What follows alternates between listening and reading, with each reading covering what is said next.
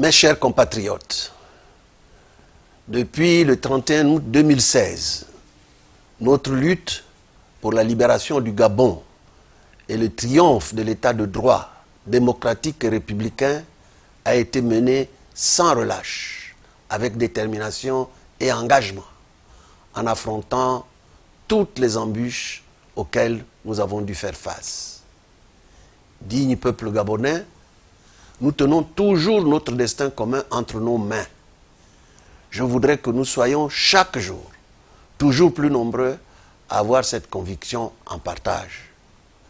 Ce régime nous a montré ses pires facettes. En effet, mes chers compatriotes, que penser de la volonté délibérée de la Cour constitutionnelle de ne pas faire reprendre, conformément aux exigences de la loi, l'élection dans les 21 bureaux de vote qu'elle a annulés à dessein au 2e arrondissement de Libreville? Que penser de son refus systématique et volontaire de procéder à la confrontation des procès-verbaux, bureau de vote par bureau de vote, dans la province du Haut-Ogooué? Que penser d'un pouvoir qui, en dépit du serment de protection du peuple gabonais, prononcé par le président de la République, ainsi que l'exige la Constitution, s'est rendu coupable du massacre des populations civiles non armées, dont le seul tort a été de croire à la vertu du bulletin de vote et de célébrer la victoire de l'alternance et du changement tant attendu? Que penser d'un pouvoir qui n'hésite pas à arrêter et à détenir sans jugement, dans des conditions inhumaines, des citoyens dont le seul tort est de croire qu'il n'y a point de démocratie sans garantie des libertés fondamentales? Que penser d'un pouvoir dont la seule réponse aux revendications légitimes des différentes catégories sociales se résume à l'usage disproportionné de la violence politique, révélant un peu plus la démence qui s'est invitée au sommet de l'État? Que penser d'un pouvoir qui, après avoir mis en place un système de prédation implacable des finances publiques, s'acharne contre des entreprises par des redressements fiscaux à tout vent et des arnaques de nature à causer l'effondrement de notre économie déjà mal en point? Mais si l'adversité est si grande, nous devons dire aujourd'hui que nous nous sommes rapprochés de notre but, la fin de l'illégitimité, de l'usurpation du pouvoir et des coups d'État permanents, institutionnels et militaro-électoraux. Mes chers compatriotes, à tous les niveaux, social, économique, politique et culturel, qu'il s'agisse de politique intérieure ou de politique extérieure, la situation de notre pays n'a cessé de se dégrader profondément. Les efforts déployés par les putschistes pour maquiller les faits et leurs faux faits ne convainquent personne. Aujourd'hui, tous les travertissements de la réalité ne trompent plus, ni au Gabon, ni à l'étranger. Tout au plus, ils ne font qu'accroître le discrédit sur le Gabon et les Gabonais.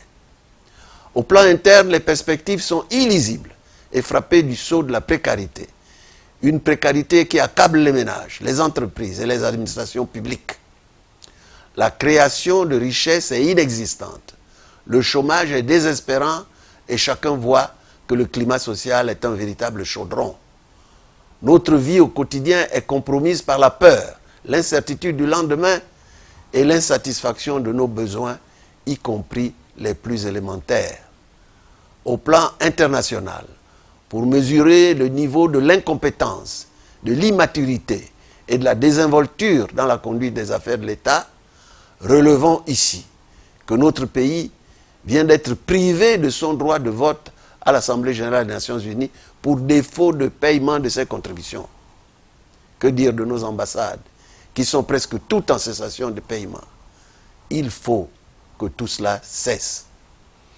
Alors que le pays se trouve au bord du chaos, il se susurre qu'un projet absurde et hasardeux d'une nouvelle révision de la Constitution est en préparation. Ce projet est une énième déstabilisation des institutions de notre pays. Il vise, par une manœuvre de pure circonstance, à transférer à une autre personnalité que celle que désigne la Constitution, en l'occurrence au président de l'Assemblée nationale, au lieu du président du Sénat, la charge d'assurer l'intérim en cas de vacance de la présidence de la République. Je prends la communauté nationale et internationale à témoin pour rappeler avec la plus grande fermeté que cette félonie, cette forfaiture qui en rajoute à l'instabilité constitutionnelle récurrente, envisagée par des turiféraires de ce régime en place, va à l'encontre d'un principe général de droit bien connu et établi dans le monde entier.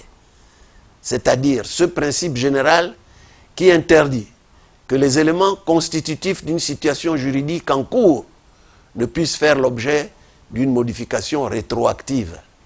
La loi ne dispose que pour l'avenir. C'est le principe bien connu de la non-rétroactivité de la loi. S'agissant de ce mandat, de surcroît usurpé, rien ne peut justifier que la vacance du pouvoir qui s'y rattache fasse, une fois de plus, l'objet d'un tripatouillage. Il se révèle, en fait, uniquement opportuniste. Je voudrais le dire avec force, cette nouvelle tricherie inadmissible ne résoudra en rien la crise dramatique que traverse le Gabon. Elle ne fera que l'exacerber et nous continuerons à déployer toutes nos forces pour nous opposer à tout projet qui bafoue la souveraineté du peuple gabonais.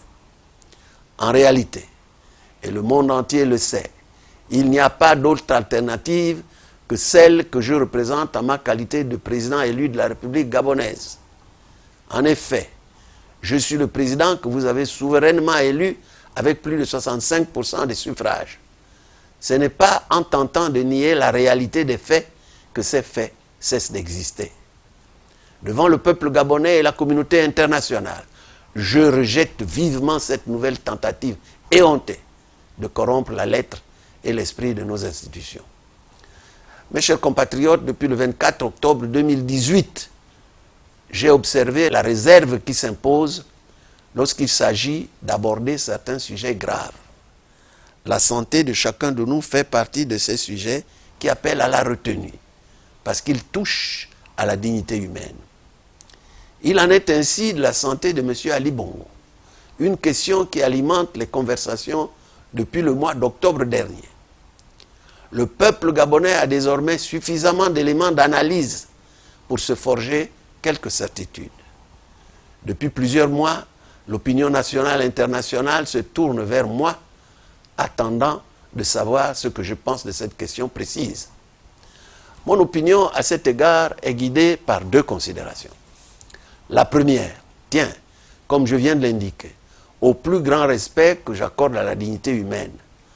Mon analyse de l'état de santé de M. Ali Bongo reste attachée au respect de cette dignité humaine.